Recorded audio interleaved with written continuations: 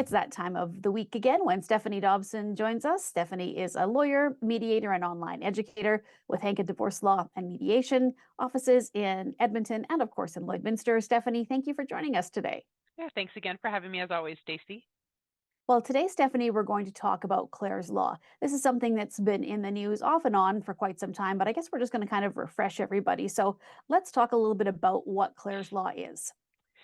Yeah, thanks, Stacey. So this legislation, it's been enacted in both Alberta and Saskatchewan. It's intended to help people who feel that they're at risk of domestic violence to find out whether their partner has a violent hit or abusive history.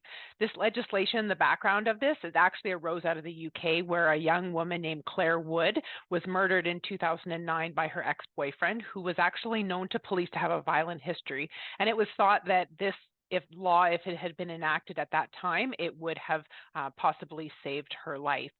It was first implemented in the UK in 2014, and then in Saskatchewan, it was actually enacted June 29th of 2020, and in Alberta in 2021. So how does it work? So there's three parts to this legislation. So the first part is called the right to ask. So this allows an applicant, so someone who's in that relationship, to ask the police about their intimate partner's domestic violence history. So that's the actual relationship, the person in the relationship.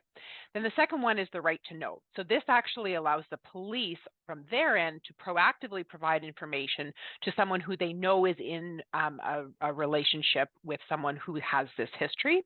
And then the third part is what's called the right to privacy. So once the assessment is made that yes, in fact, that there is the information that's going to be disclosed, of course, we want to make sure that it's done only in a way to protect everyone's privacy.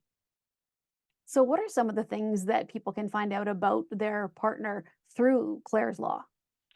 Well, the main focus of this legislation is on the prevention of domestic violence. So the information that people would receive would relate to the likelihood that they would be the victim of domestic violence. So under the right to ask, an applicant is able to find out, and under the right to know, that second part, the police is able to provide information only about the history of domestic violence by the intimate partner. So there's an assessment that's conducted on the intimate partner's history, and the disclosure that's made is only relevant to helping the person identify if they're in potential risk. So they would be able to find out things like history of domestic violence, stalking or harassment charges, breaches or no contact orders, and other relevant information. Now, if it's determined that there is, in fact, a risk, what happens next? So first, during the process, the applicant is provided multiple times with different social services information to get them connected with resources to help.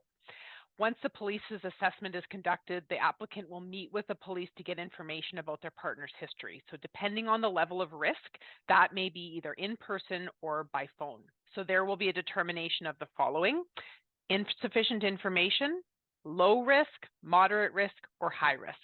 And of course, there's many safeguards in place to ensure that this information is only used to help the applicant make a decision on whether to stay in that relationship or not. So there's not the ability for someone to use this for a divorce battle through the courts. It's only to try to save someone's life.